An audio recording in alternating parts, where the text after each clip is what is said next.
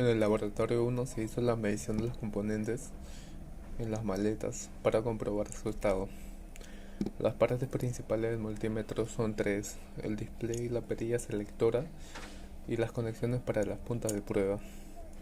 Primero, con la perilla selectora se ubica el símbolo de omega y se verifica dónde están conectadas las puntas de prueba del multímetro. Siempre se tiene que ver el lugar antes de ser usada. La punta negra va en la conexión de COM, este no se cambia de lugar, y la otra va en el símbolo de omega y varía según lo que se quiera medir. Una vez hecho esto, se puede empezar a medir los componentes. Los componentes que no se midieron fueron los componentes D y JN. Los demás se midieron normal. Buen día, profesor. Soy el alumno Jerry Daniel Ruiz Pérez y en este caso voy a explicar la primera experiencia del laboratorio 1. En este caso usamos un multímetro para medir la resistencia en los módulos y teniendo en cuenta los datos de la tabla del informe. Y empezamos por el módulo A, medimos la resistencia y nos dimos cuenta que su resistencia medida no era la correcta, el equipo estaba inoperativo. Y de esta misma forma hicimos con los demás módulos para verificar si estaban en estado operativo o inoperativo, como se muestra en la tabla de valores que completamos en el informe.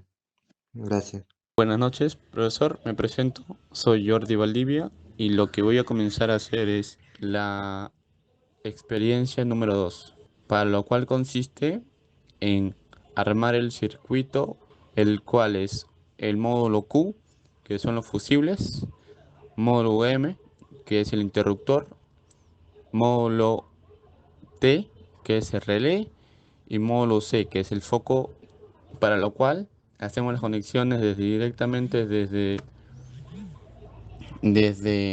la batería hacia los fusibles, y este sigue paso hacia el interruptor, que es el switch, después seguidamente a los conectores del relé y al foco. Para esto hacemos las conexiones desde foco al relé, y el fusible, como ya tiene una conexión a switch, simplemente le metemos una conexión directa al relé. Y para esto accedemos paso a energía o el paso a que el foco comience a prender. El estudiante Toque. En la experiencia número 2 realizamos un armado del circuito de corriente continua DC. Realizamos las siguientes mediciones del foco en DC cuando está apagado y también cuando está prendido con el multímetro. Consumo de corriente del foco en amperios, que nos da 1.783 amperios. En estado apagado no tenemos datos, como se observa en la imagen. Caída de voltaje en el foco, tenemos 13.29 voltios prendido, y apagado tenemos 0.1.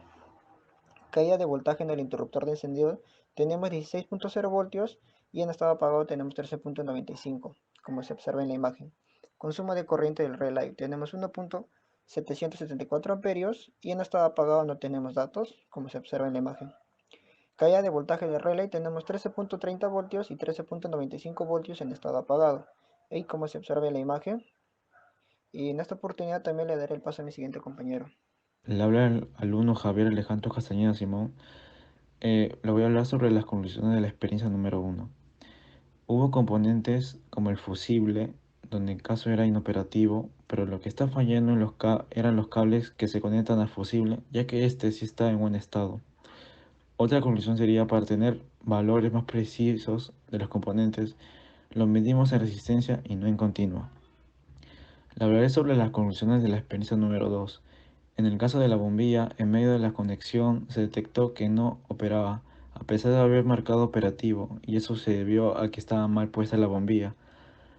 No es necesario hacer conexiones en el mismo relé, ya que estas están conectadas por defecto.